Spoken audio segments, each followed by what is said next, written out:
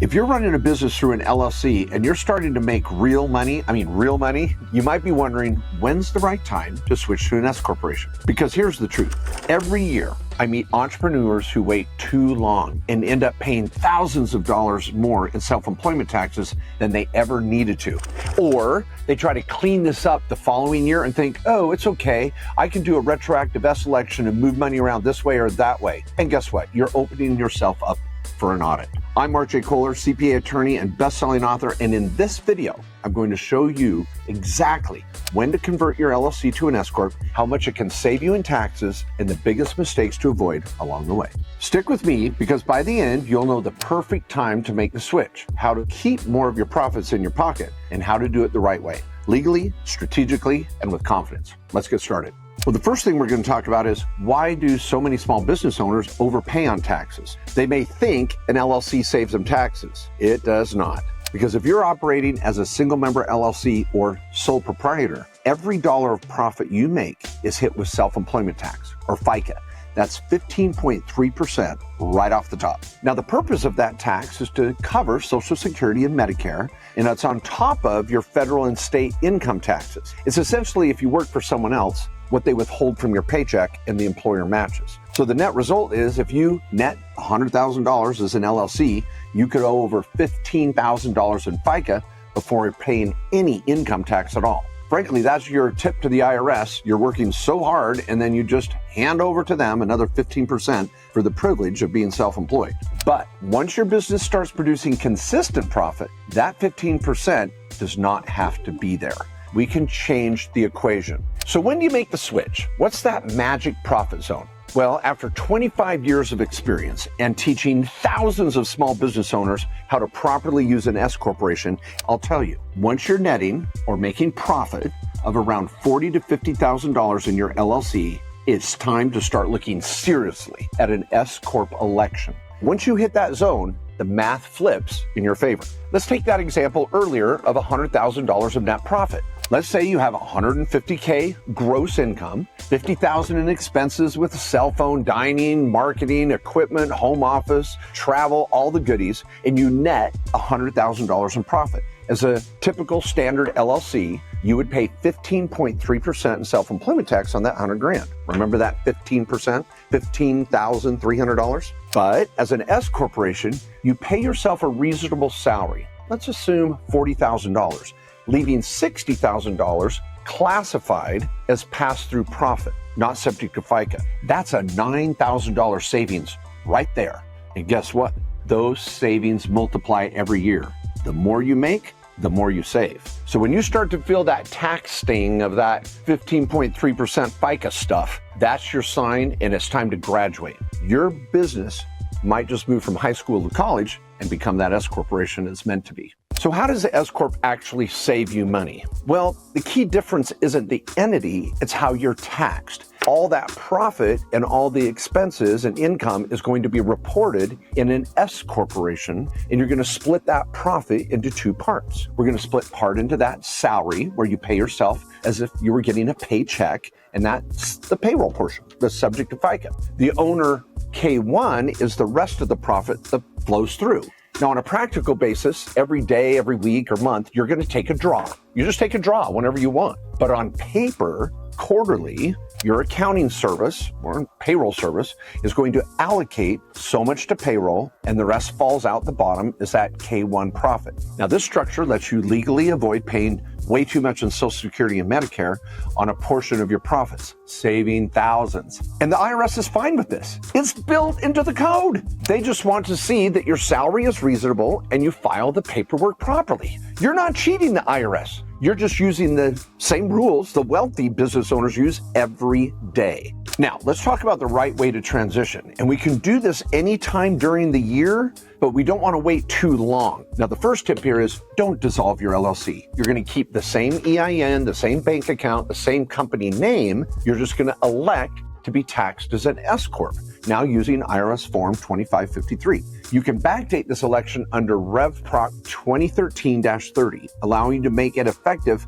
back as far as January 1st for the same years if you file later in the year. This means you can decide mid-year and still capture the tax savings for the whole year. Now, once elected, your LLC will now file as an 1120S tax return instead of Schedule C as in Charlie. You'll start running this payroll report every quarter through a simple payroll procedure. For all intents and purposes, you are now an S Corp, even though the LLC acronym is still at the end of your company name, because it's not a new company. It's the same LLC with a new tax treatment. So don't overcomplicate this. You're not rebuilding the house, you're just upgrading the electrical system.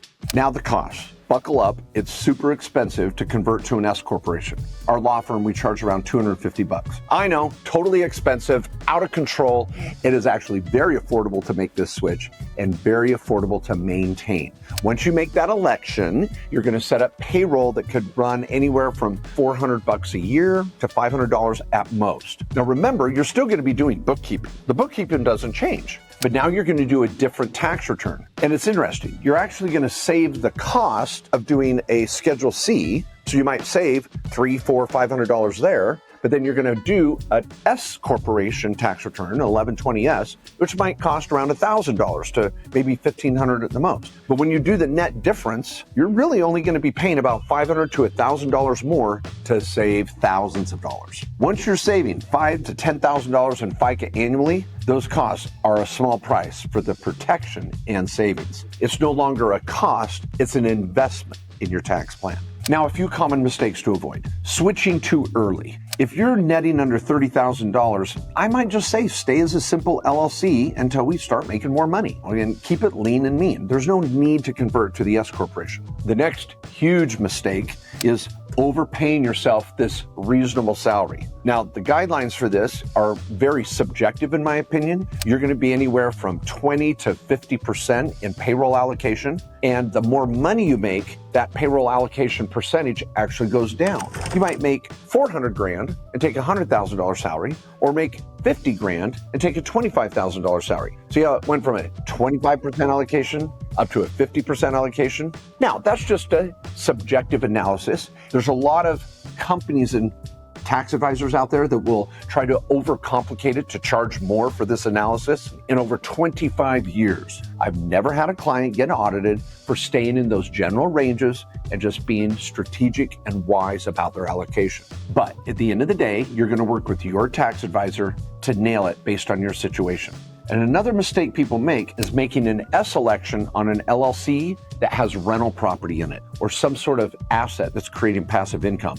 Make sure you get those assets out of the LLC before you make the S election. We don't want to commingle asset passive income with operational income. Now, maybe another mistake, not as often, is putting your family members on payroll. That could even be your spouse. We don't want to indiscriminately put people on here and give them a W-2 just because we think it's the right thing to do for my spouse to get Medicare or Social Security. And with your kids, unless they're acting like an employee and look like an employee with all the rest of your rank and file employees, we're not going to W-2 them either. The payroll function is for you, the primary business owner, materially participating in the business. But of course, the biggest mistake is not even making the S selection in the first place and paying way too much in taxes. So, in summary, when may an S Corp not be the right fit yet? You're still in the startup phase and not profitable enough. You're running rental properties or passive investments through the entity. You've got a side hustle. You're a 1099 contractor and you're just earning a few $1,000s and haven't even formed your first LLC yet. Let's hold off. Or you plan to bring in partners or outside investors soon. That's when an LLC is going to be a great fit for the partnership, and then your S Corp would be an owner of that. So when you have partners, you want to look at a different type of structure. And a great rule of thumb is don't force it. Let the numbers tell you when it's time and see where your profit level's at halfway during the year to the end of the year, and then meet with your tax advisor to pull the trigger at the right time. And remember what happens after the switch. You're going to be getting two types of income that will flow onto your 1040. You're going to get a W-2 and a K-1, where before it was just a form on your 1040. So you're going to have this S corporation generating two forms of income that will come to your 1040, which is great. That's where the tax savings is. And it's going to open other doors for you. Your chances of an audit actually go down. You actually have less chance of an audit with the S corporation. And it's going to open up the door to maybe a solo 401k or taking other deductions that don't really give you as much bang for their buck as a sole proprietor. You also build a cleaner paper trail, which helps you look good for a home loan application with a real W-2 and real paperwork to show your income rather than being a sole proprietor.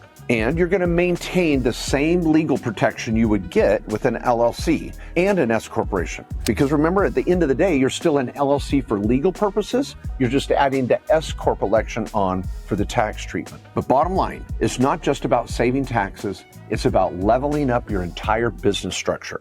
Switching from an LLC to an S corporation is one of the most powerful tax strategies available to small business owners. But timing is everything. So let's recap one last time. Start thinking about it once your net income hits around $40,000 to $50,000. Elect an S corporation status using the proper form. Pay yourself a reasonable salary and take the rest as a K-1. Watch your self-employment tax drop every year and see your chance of an audit go down.